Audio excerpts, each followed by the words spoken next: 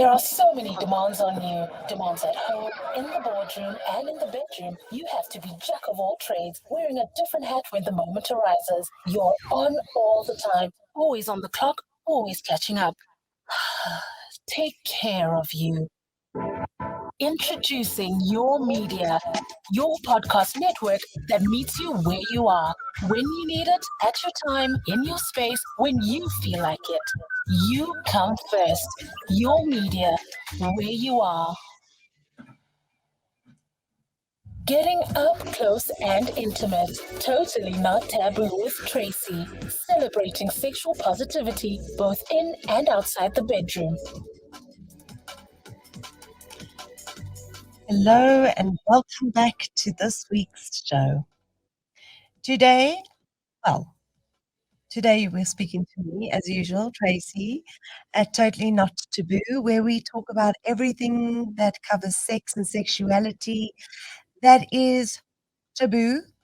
But on my show, everything that is taboo, we actually talk about, and we love to talk about this. Today on my show, we are with Mistress Salsa, and we're talking about everything kink. And under the umbrella of kink is BDSM. And yesterday, I had the pleasure of going to Mistress Salsa's dungeon. And wow, what an amazing experience that was for me. I've never been there, but as I've always said, I'm willing to try almost everything at least once, but I didn't experience any BDSM there. But I had an incredible journey through the world of BDSM. And we're going to ask Mistress Salsa to explain a few concepts for us, just in case anybody doesn't really know what this world entails. And it's at this point that I'd like you all just to open your minds and to really think out the box, because this conversation will open Pandora's box for a lot of people. And even if this is not your thing, just be open-minded and take in the different possibilities of what today's show will bring. So, Mistress Salsa. Hello, good afternoon. Welcome to Totally Not Taboo. It's so exciting to have you in. Thank you very much. It's always been a subject that's really interested me, and up until yesterday, I had no clue what it was all about. So, can you please tell us more about you, how you got into BDSM or being a mistress? And then we'll get on to more discussion. With pleasure. I have always had an interest and an inclination towards this, I think, since I was fairly young, and was just drawn to the darker side, to these exciting things. I'd see pictures and maybe a little clip in a movie, and just little things that trigger you. And after I climbed Kilimanjaro, I was very excited and filled with the wonders of life, and just decided to embrace the full me, and went to my first BDSM party. And then, and I tried this side, not that I've ever felt submissive, but it allowed me to explore all the different facets from that side. And I feel that having evolved and into the mistress that I am today, it has, having explored that has made me a better mistress, because I know what it feels like. Not only the mindset, but each implement that I use, excepting for those that are used on the penis, such as CBT, I know what they feel like. I've done them. Great. Just so that our audience can hear you nicely. Yes. Closer. There we go. Beautiful. Otherwise, you come in and out. Up close and personal. Oh, amazing. So just before we go on, CBT means? Cock and ball torture. Right. Of course, you're a vagina holder, so I assume. So I can't do those ones, but I do have fun with them. Excellent. So we'll get more into that. So how many years ago was that to climb Kilimanjaro? 2012. So that is, gosh, 9 years ago? Yes, about that. Yes. Okay, so that's when you kind of got into it. Yes. Came down very excited about life Mm. and just wanting to explore and as much as I could, and having always been something that I found exciting and was drawn to. Mm. As I say, I just started to go to the parties, meet people, and then I quickly realized that I enjoy inflicting pain. I'm a sadist through and through. What is a sadist? A sadist is someone that inflicts pain, Mhm. but it is not abusive pain. Right. It is pain that someone enjoys. And it sounds like a very strange concept, but there are all sorts of chemicals in our body, a whole cocktail of chemicals that come into play when you experience the sting of a whip or a smack or something like that. Okay. So would that be your dark side that you associate with? I think so. I think we all have light and dark within us, and we have to embrace the fullness of ourselves. That's very interesting. I like that concept. I wonder how many people actually get to have a look at that dark side. That's quite an interesting concept, and I wonder if it always has to encompass pain, torture, or where that would come out. But I suppose No, that's the misconception. There are various different things that come into BDSM and into kink. And the misconception is that it's all about pain. And as much as I'm a sadist and I love that side of it, there are a lot of clients that come to me and they don't want to experience any pain at all. And they come to me for all different things. They come for the more sensual side of BDSM. I have transvestites that come to me for cross-dressing. I have a fully equipped trainee room. yes. They come for puppy play and pony play and all sorts of there's different things, all sorts of things. Yes, well, we saw that. I saw that at the dungeon yesterday. Yeah, very interesting. Tell me, what is the difference between kink and BDSM?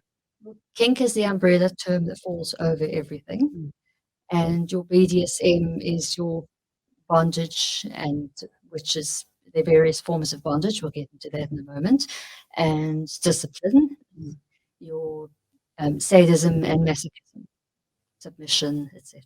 Okay. So what else comes under kink? And kink, I would imagine you would have swinging. What else comes under kink? Fetishism? Your various different fetishes, but then that also falls to me into BDSM. Okay, in what way?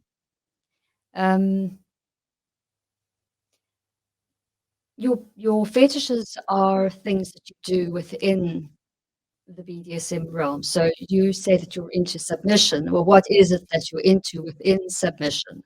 You enjoy a fire and ice, which is a wax play. Wax is very sensual. So your wax play and ice, the hot and the cold, skin being your largest sex organ, it's very, very sensual. And especially if you apply a blindfold, once you cut out one of your senses, others become heightened. Right. And so if you put blindfold on and you have the sizzle of a hot wax, obviously you have to be very careful about doing it. And I do give training on this. But if you have the sizzle of hot wax and then the ice comes through, and it can be very exciting, arousing, makes your skin sizzle, and some people end up in tears, which is very cathartic. So I actually did a caning on someone once, and he didn't make a peep throughout the whole caning. But at the end of it, I did a wax and ice and a knife play, which is sort of edging. And I did a knife play on him, and he wound up in complete tears because he had a trauma that he hadn't worked through. So it's very healing as well. There's a very deep healing aspect to it. It goes much deeper than the fun, although we do have lots of that fun element of it. And people come for all sorts of reasons. Some have got this deep need within them that they need an outlet for, and different issues that they want to work through. Your men are taught don't cry. Say little. I mean, we've all heard this before, but they're taught don't cry. And yet tears, as I've said, are very cathartic. And so if you make someone walk through fire, not literally, but walk through the pain element of it, the tears, the release is very healing. I've had people come to me that have had sexual traumas, even rape, things like that, and they want to engage with their bodies, learn to appreciate the sensuality in their bodies again. And so to teach them gently how to get back in contact with that side of themselves, all of that comes into play. Well, I want to hear more of those stories a little bit later. Yeah, they're fascinating. Tell me a little bit more about your training. Because, I mean, you've got to know what you're doing, as you explained to us yesterday. So, yeah, why don't you let me know about that? Sure. Well, isn't a formal college or anything in this country. It's a bit more evolved in Europe and England, etc. But here we have got various different people within the community that are skilled in their fields. We have people that specialize in caning, in UV lighting and waxwork, in flogging, and various different things like that. Flogging is? Flogging is, well, what you would have called in the past a cat o' nine. I'm clueless. It's various different strands of different materials, whether it be suede, which is very sensual, or leather, or even metal, but be careful with that. Yes. And to strike on the different parts of the body, usually on the back, mostly, or the genitals. Yes. But there's where the training comes in. It's not a case of just picking up something and whacking someone, because that's abusive. It's a case of making sure that you know that the kidney area, lower part of your body, is where your vital organs are. So you never hit there. You hit on the trapezium muscle, which is more solid, and on the chest or your thighs, or, as I said, your genitalia. And then I like to have my nails fairly long and sharp, and you draw those down on the welts that are formed, and it just feels amazing. That's incredible. What else? What other skills are you taught? The caning. A lot of people come to me for caning, and there's different sorts of caning. Some people are very much into your school play, a bit of role play there, and they might have been caned at school, had corporal punishment, and people come either for school play, or they'll come because they want to be more focused in their personal lives or work. So they'll come for proper discipline, or some couples rather enjoy, he or she will bring their partner for a good hiding because they've misbehaved or they need to be set straight. So there's the caning as well. And there you need to be very careful. And so I've had someone show me what to do there, a specialist in the field. And you shouldn't do what's called wrapping. The cane has to fall exactly within. It should almost look like a little square. It shouldn't fall too high. That's your kidney area, and it shouldn't wrap around the side of the body. And of course, your sweet spot is just below the butt cheeks, and that's really painful. It gives a really good sting, which some people thoroughly enjoy and love. Incredible. So you don't have a master? You have a master that you train under, for example? Well, the word master is Mm, quite conflicting because in the BDSM realm, the word master means that I would be submitting to them. right. Okay. And I'm not submissive. Mm, As far as the skills go, yes, I've had various people show me and teach me the correct way to use the implements. And a lot of it is intuition, common sense. mhm.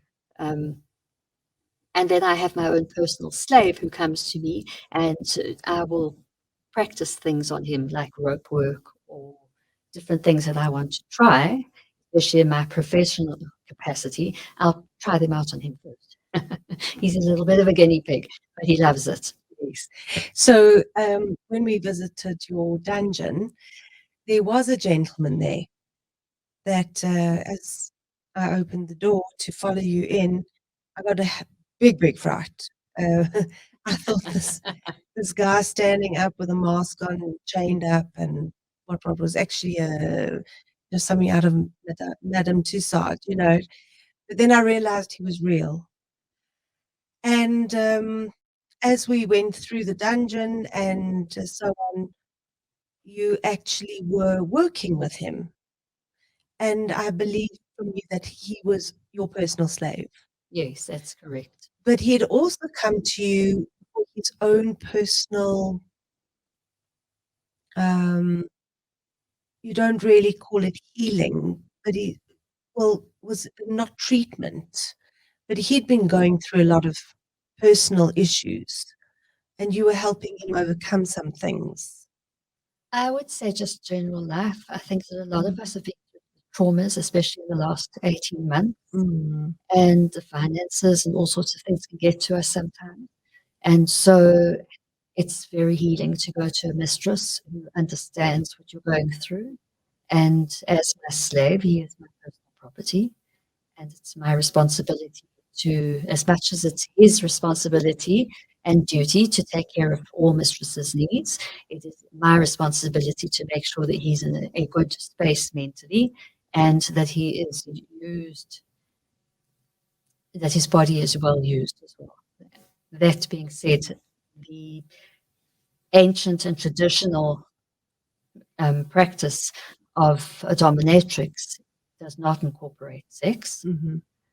but he is caged. He's in a chastity cage, and October's coming up for those of you who are into that. I have lots of extra cages, chastity cages, so you're welcome to come along. He came to me. He'd been out of chastity for a little while, and I knew that he needed to feel like I was close to him, although he lives out of Johannesburg. And so I milked him and then I caged him, put him in a chastity cage. But before that, I flogged him and I made sure that he was mentally in a good space to receive all of it. Okay, so when you say he's your personal slave, what kinds of things would he do for you? Everything from cleaning, cooking, taking part in my sessions with my clients. Um, as I said, I like to practice my skills, make sure that I'm always at the top of my game. So I will practice and just play with my slave in that capacity. And as he is a slave, it's up to mistress to decide whatever it is that I want to do. He may make a request, but he doesn't have the right to say what he wants.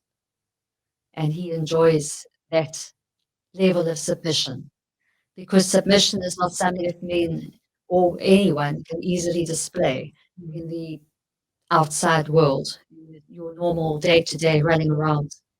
And so some people have a deep need to express themselves. They are naturally submissive, Mm. and it feels good not to be judged and come into a space where they can be that. And then, of course, there's the flip side of the coin, and there's those that are at the top of the game, not that submissives aren't. And Yes. um, you get various different professionals, etc., that love to come in and just relinquish the responsibility and have someone else in charge for a while. Yeah. So, would you say that is this predominantly BDSM play?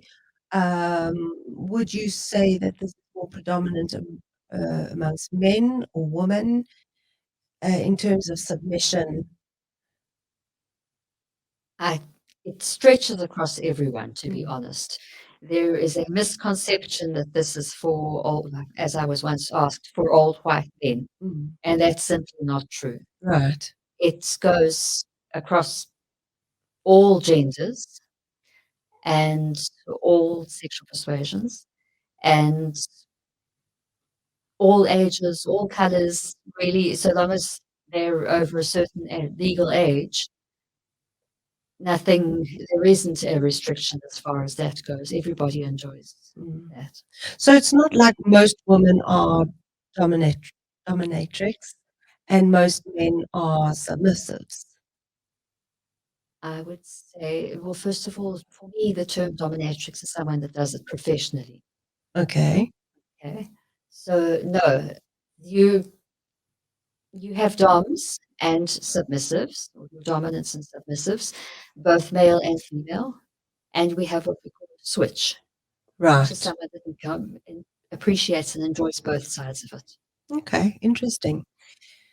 So somebody asked me a very interesting question. What happens if you've got a couple and they've been together for quite some many years, and the one decides, I'm into that. I want to really explore this part of me, this lifestyle. And honey, I'd like to do this. And the partner saying, what's wrong with you? Or what's wrong with me? Why don't I fulfill your needs? And you're crazy. Or where did this come from? And no, absolutely not. And somebody I was speaking to recently said that she knows somebody who got divorced over this issue. How would one deal with a couple like this? Communication is extremely important. Mm-hmm. We don't talk enough, and we're afraid that if we say what we're thinking or desiring, the other person is going to immediately say no or shut down. And this is where the breakdown is. If you sit down in a comfortable setting and you discuss with your partner exactly what it is that you are desiring and the different things that you might like to try, go gently and see where there's a meeting, something that you both might like to try and be comfortable with. There might be certain things that the person will say is a hard limit, which is something that they'll never do. And there might be things that they're willing to try. But really, it's all about communication and meeting, finding the middle ground. I agree completely. But it must be incredibly difficult if you've got one partner who's just cannot get into the mind of the other, who would like to explore such a crazy idea. For them, it's crazy. It's out of this world. How do you it's hard to reconcile that.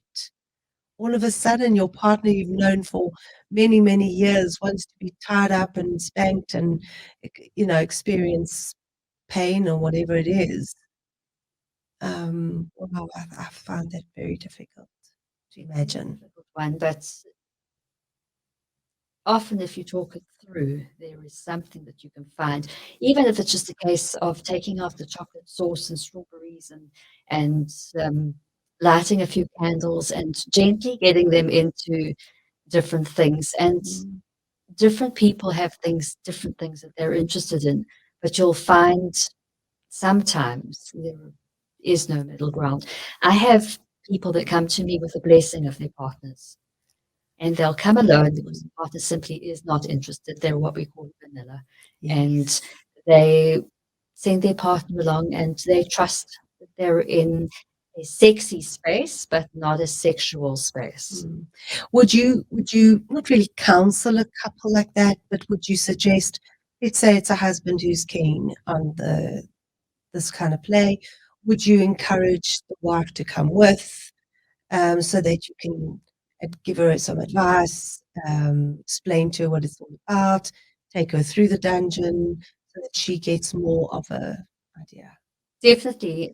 Often people feel it's such a taboo that Mm. they're afraid of it before they even come into the space. Yes, And so I have a connection room in the front right. that is far more toned down, and it's just a lovely setting with rich colors and so on that you can come and sit in and chat, Mm. break it down, discuss what it is. Then I can show you around the dungeon exactly what there is. And once you've talked it through, you those barriers start to break down, Mm. and then you become more comfortable, obviously. Mm. So Would you also train a couple? If a couple come to you and say, we're really keen on doing this, but we want to learn how to do things, but we're not really interested in a party. I do have couples that come to me and I show them how to do different things, as in spanking and caning, etc. And so, yes, I do train. Mm. So I was listening to this podcast, BDSM, with two psychologists, and the one psychologist was doing his master's, I think, and he was saying that it was very interesting because he was saying that um, before homosexuality was taken out of the DSM-4 and put into the DSM-5 as being classified as not a mental disorder, um, kink was also placed in the DSM-4, and that is the psychological psychiatric handbook of diagnosis of certain personality disorders and mood disorders and a whole array of disorders. And it was always placed as a mental disorder. So now they are both placed in the DSM-5, which is the updated version. And the question was asked, is homosexuality and kink as a result of, hang on, let me just put this correctly, not as a result of trauma, but that was another question, interestingly enough. It was, is this disorder a mental disorder? Why is it being taken out of the DSM-4 and put into the DSM-5? So the reason is because being different is the thing that causes mental pain, mental health issues. That is not the fact that we're born different. It's the fact that we are shamed, we're made to feel guilty, that we are bullied, cast aside, we are misunderstood, and that is what causes depression and really mental anguish. So I found that that was very, very interesting. So what came out of this for me was that people who join parties and clubs and don't do it on their own are very much connected with a community where they don't feel so isolated and so shamed. And so there's connection. And then there's communication.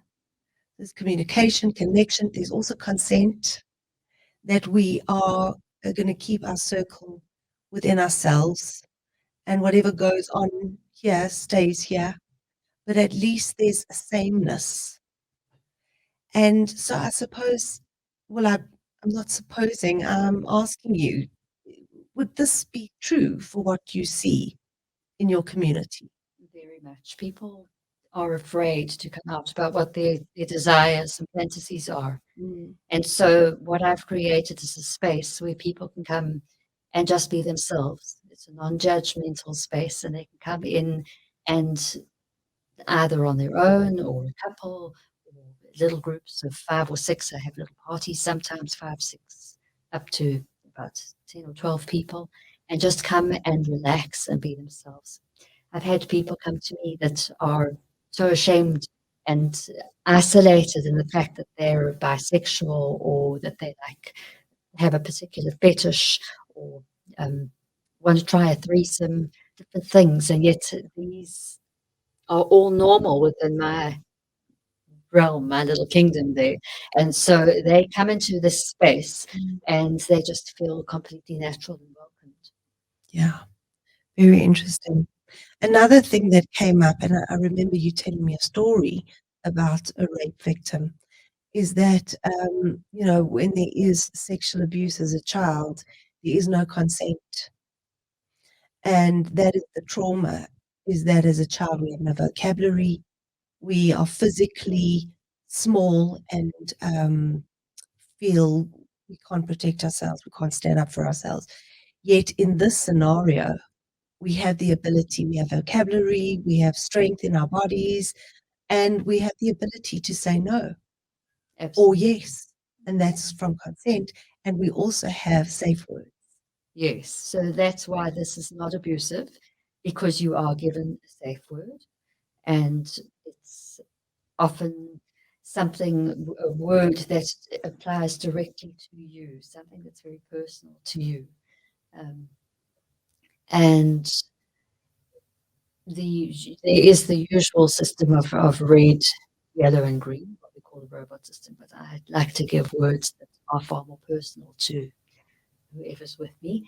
And then also, if you have a ball bag or something like that, then you'll be given something to hold, so that if you need to call it, you will drop it. But a good dom will know how to push your boundaries, how to get you right there on the edge that you think that you can't take anymore, because that's such an exciting knife edge line to be on.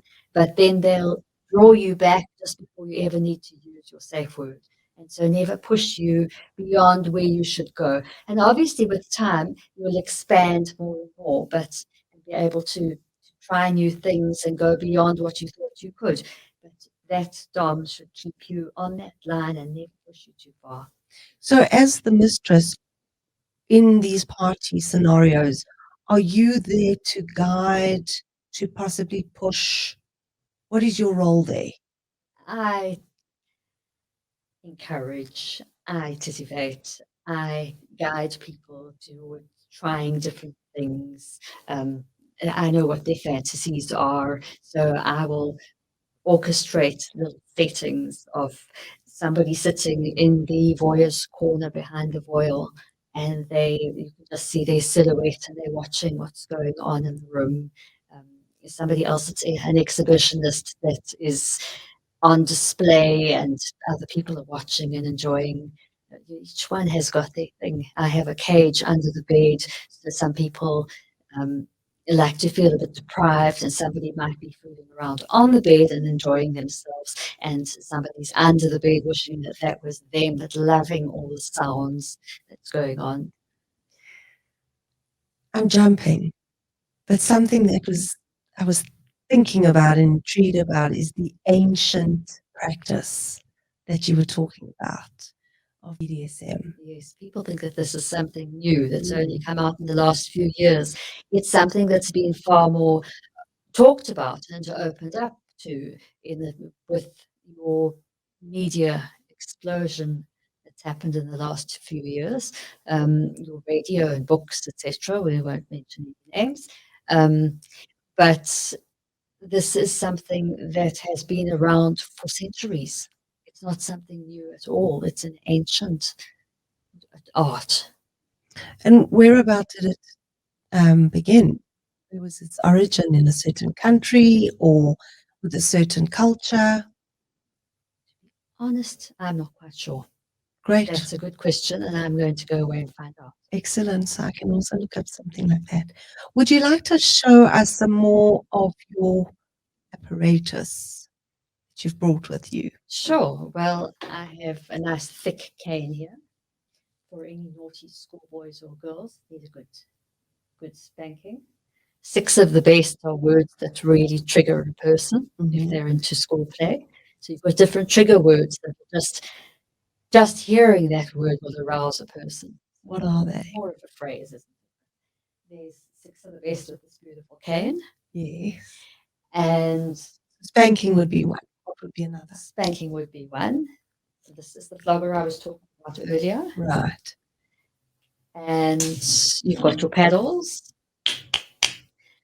You have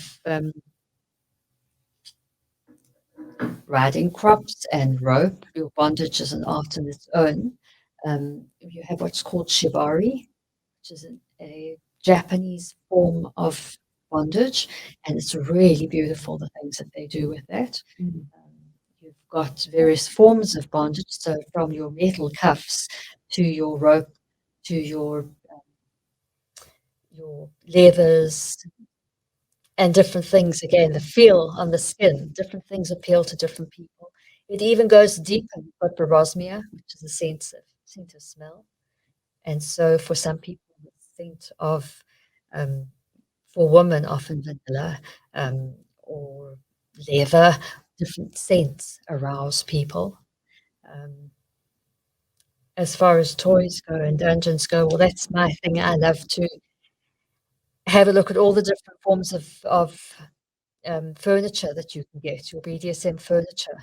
And I can sit and get going for hours looking at all the different furniture, because there are stocks and bondage beds and the St. Andrew's cross, all sorts of things. And it's my eye candy. I want one of everything. Can never get enough. Yeah. Well, we saw all of that yesterday, and hopefully we'll be able to put this all together to release it. The bondage and the roping, it's become very popular. So many people are doing it. What is the allure? The unknown is very exciting. And so if you tie someone up, first of all, it makes you feel really secure. The feel of it on your skin is very arousing. And so you'd use nylon, some hemp, they're different colors. It's visually attractive. There's suspension, hanging someone up in different positions. And then, of course, predicament bondage, which is putting someone in a position that they are, if you hold a candle to them, if they pull in a certain direction and the candle is on that side, when they pull in this direction, then it pulls on something else, depending on how you've tied them. For instance, an easy example is to put a submissive on each side of a frame and put nipple clamps on both sides, or genitalia clamps, whatever, on each side. And if you smack the one side, they'll pull and the other side will feel it. And so that's a fun and exciting way to play. That's called predicament bondage. So fascinated. Now tell me about the sex. Tell me about where the arousal and the ejaculation or the orgasm, or how does that work? Well, all of these things are very sexy and arousing, and depending on what you're doing, if it is your trigger, then it's something that's going to make you nice and juicy. And some people incorporate sex into their play and some don't. But there are all sorts of sexy things, such as your CBT play. Everything is a form of sex, isn't it? So your CBT and your pegging. Pegging is strap-on and anal play, anal penetration. Your couples, or threesomes, your swinging, all that sort of thing. They like to get into the sex side of it as well. And I'm just thinking now, could it be that it's also, when it comes to a dom and a sub, it's bringing your partner to that point where they're about to orgasm and then the dom saying, "Don't you dare." Yes, that's called edging. Oh, you're correct. Okay, yes. So it is orgasm denial and Right. control, where you bring them up and then stop them right on the brink, and they're not allowed to come. And you can edge and maintain that fire within a person's body. Wonderful to do it with both sexes, but to watch a man, they always think that they have to work themselves up and ejaculate, and that's the act done. Whereas you can build their fire and build them up till it's just coursing through their veins and their body, and then take them back down again, and build them up and take them back down again. And so your orgasm denial and control and forced orgasms, you will come now, and then you count them down: 5, 4, 3, 2, 1. Come for mistress.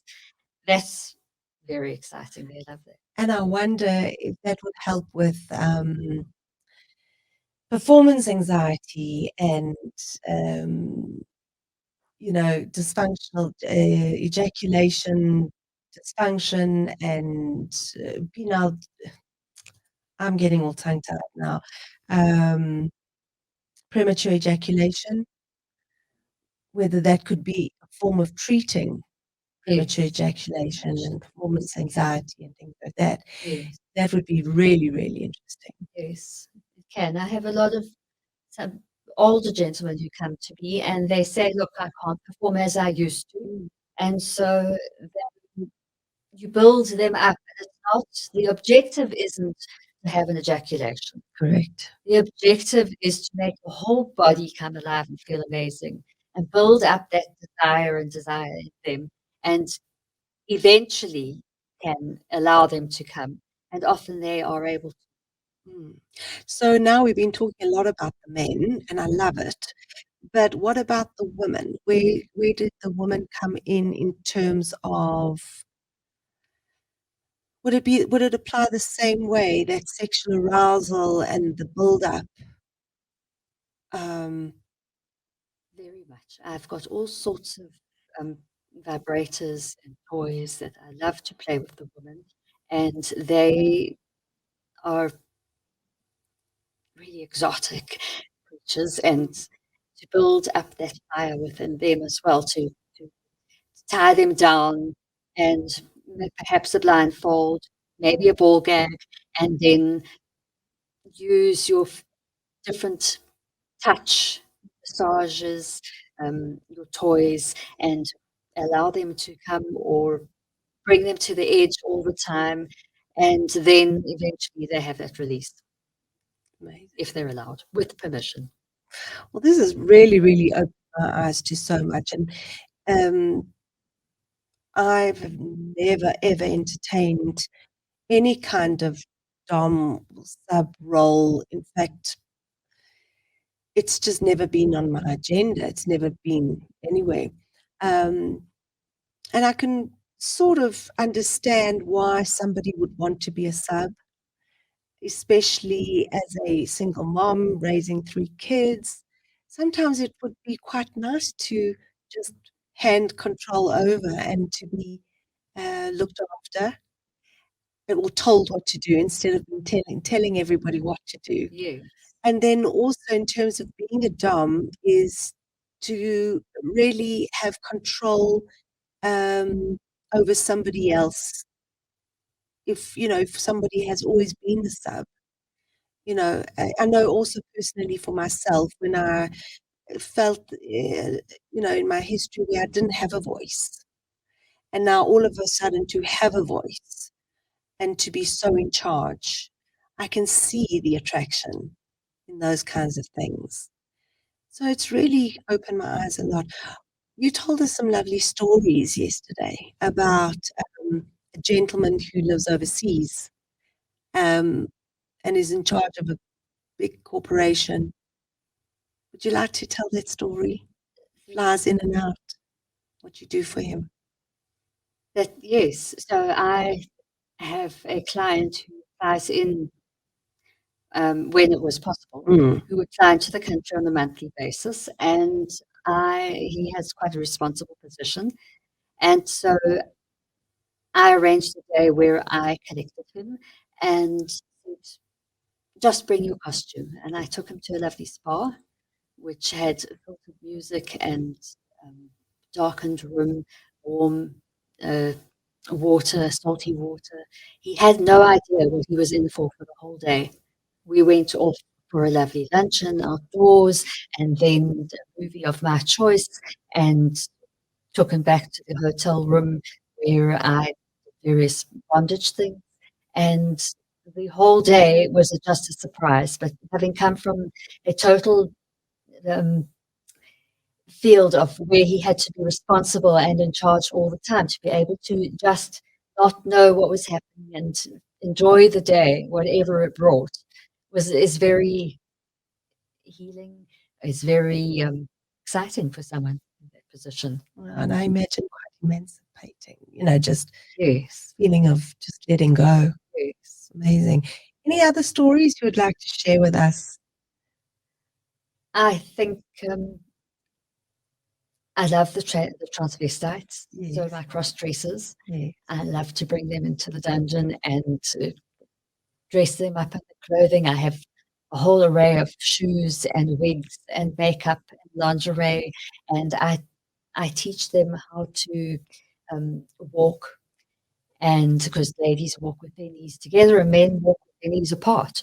Little things like that, little nuances and body language. I teach them all these things, and to watch somebody transform when they have that within them and they love, they have a need to cross over, to watch them transform in front of your eyes, and this gleam comes on in their eyes, and their faces are beaming, and they've just feeling themselves, being themselves. And then sometimes we go off for a little shopping spree, or I'll try and clothes in the shops for them and that they things that they might like, or we'll go out to a restaurant with them dressed up in their persona, such as my personal trainee Lisa, and she likes to call herself Mistress Salsa Sissy Slut, and we will try on different little outfits and then go off for a lovely dinner.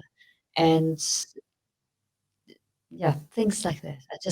That's wonderful how they're able to embrace that side of themselves.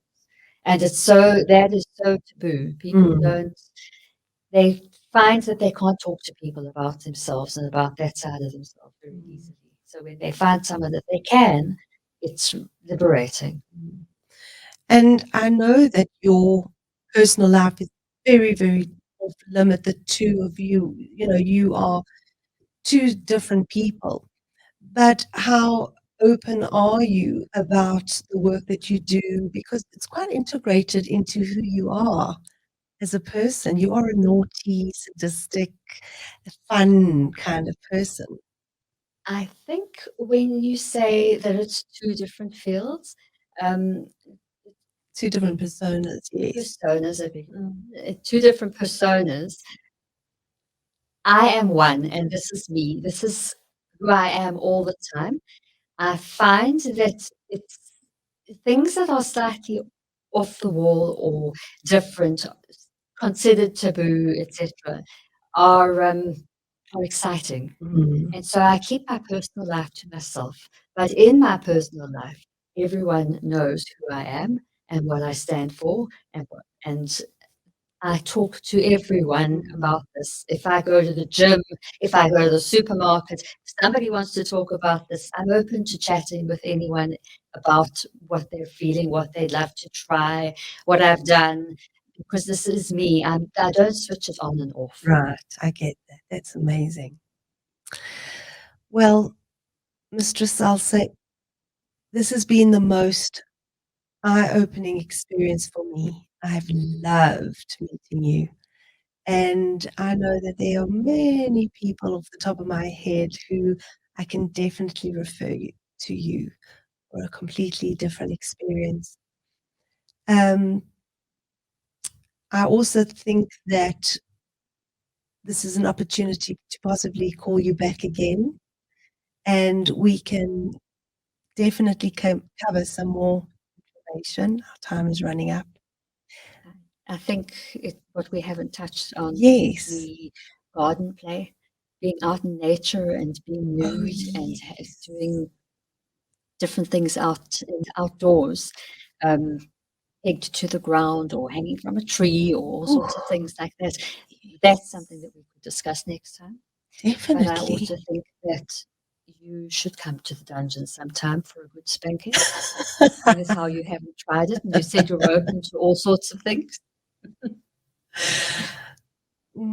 Okay. We can have to see about that. Yeah, I did say that I'd try almost anything once. You did. Okay. Well, let's see. But yeah, okay. But would you like to maybe tell us a little about outdoor play before we conclude? Yes. Now you've piqued my interest.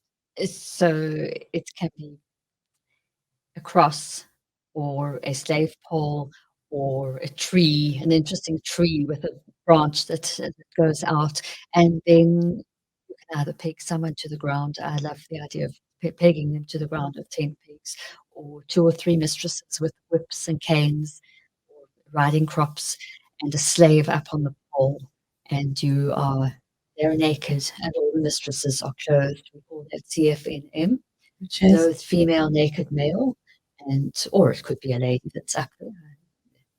Don't want to leave the ladies out there as well. And doing a bit of a flogging or water play. I love the idea of just putting them up on slave pole and spraying them wet with a hose pipe. I mean, that's dripping wet in all sorts of ways. When you say pegging, just explain that. Okay. I mean, I have my own ideas. Pegging I was talking about was to the ground with 10 pegs, but pegging in itself is when you put a strap on.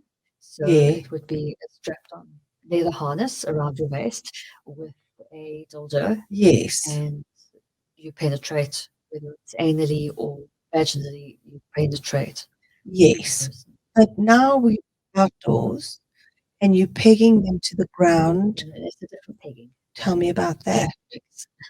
So Tent pegs. Yes. And where are these pegs? On the ground. Yes. And put the pegs into the ground. Yes. And then, well, I love to threaten them. I'll just put honey on them and let the ants have their way. Or you don't actually pierce the skin. You don't actually pierce the skin. And you don't. And I would never leave them on the ground with ants nibbling them.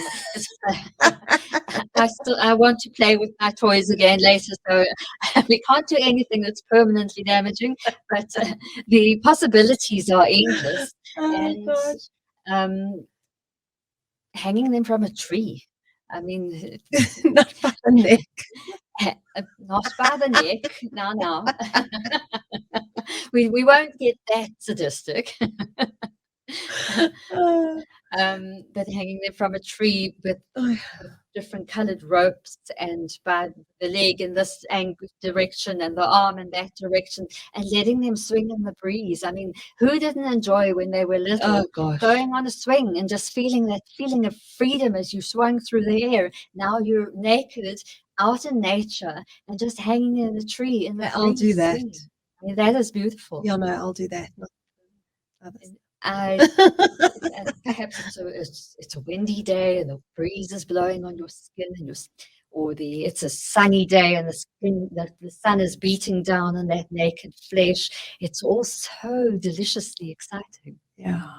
So it's really endless. You can be so creative in this kind of play. All sorts of things. I had scaffolding up the other day. I had to have the bees removed from my roof. Had scaffolding up, and I thought, before they take the scaffolding back, I have to use this. So I strung my slave up to the scaffolding and gave him a good whipping, and then I took out, I shouldn't be saying this, but I took out a lighter and I sizzled his testicle hairs, his ball hairs with the lighter. Now that is BDSM. It was a little bit of pain. It sounds far worse than it was. He did whimper a little bit. I didn't listen, and it was just nature and being tied up there outdoors on the scaffolding. And what if somebody could see over the garden wall? They couldn't, but what if? And that whole feeling of bondage, but freedom, all into one. Very interesting. Very, very asked us, our audience, to be open-minded at the beginning of this show. I hope that everybody has been and can see this concept, BDSM, in a very different and exciting way. So thank you. I hope so too, and you're most welcome. Thank you for being so willing to share, so open, so honest. And yeah, I really, it's been amazing to have you on our show. So thank you. Thank you. Mistress Salsa, how can people get hold of you? They may call me on 083 355 0155. Call me or WhatsApp me. And I'm always open to talking about what your needs and desires are and Right. your curiosities, and we can take it from there. Would you like to just repeat that number again? 083 355 0155 or BDSM at mistresssalsa.com. Brilliant. Thank you again, and I wish you a lovely day further, and we shall definitely be in touch. I look forward to it. And farewell to our listeners. Have a lovely weekend.